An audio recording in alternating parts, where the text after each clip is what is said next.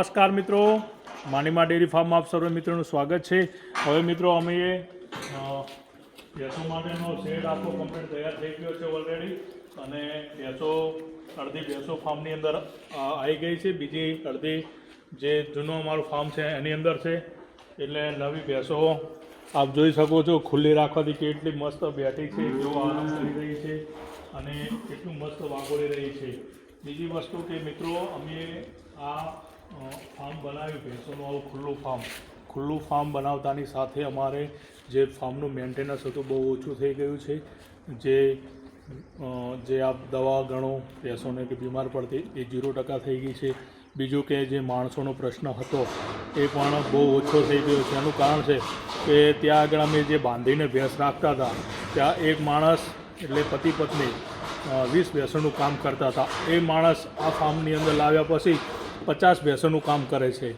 એટલે માણસોવાળો જે પ્રશ્ન હતો એ પણ બહુ સોલ્વ થઈ ગયો છે આની અંદર।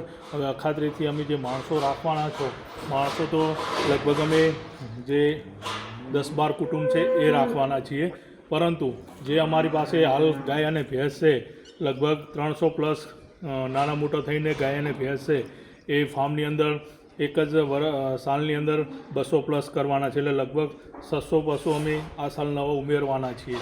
તો અમારે નવા આટલા બધા પશુ ઉમેરશો તો પણ આટલા માણસે જ બધું કામ થશે। અને પશુ ગાય અને ભેંસ બંને ફાર્મની અંદર ખુલ્લા રહે છે, જેના લીધે બહુ હેલ્થી રહે છે અને ખોરાકની અંદર પણ એમને જેટલી ઈચ્છા હોય એટલું ખાય છે। આ કાલનું નાખેલું છે, આપ જોઈ શકો છો, ઈચ્છા ક્યાં તો ખાય છે, ના ઈચ્છા ક્યાં તો બેસે છે, પાણી પીવો તો પાણી પી શકે છે।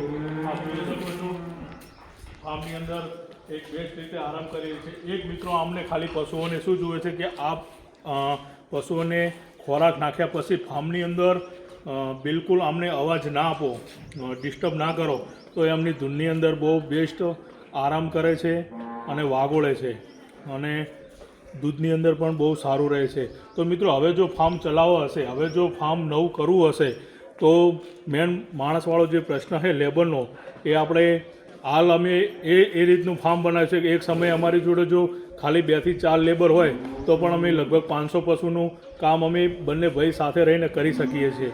એટલે મિત્રો, હવે જો ફાર્મ બનાવવું હશે, પશુ રાખવા હશે, તો આપણે આધુનિક ટેકનોલોજી તરફ થોડું જવું પડશે, નવી સિસ્ટમનો ઉપયોગ કરવો પડશે, તો ફાર્મ બધો ચાલશે। આપ જોઈ શકો છો, હવે અમારે આની અંદર માણસ એક વખત સવારમાં હવે નિયર કરીને જશે ચાર નાખીને, પછી સાંજે દોવાના ટાઈમે આવશે, એટલે ઘણી બેસ્ટ રીતે આરામ કરશે। આપ જોઈ શકો છો ભેંસો કેવી આરામ કરી રહી છે।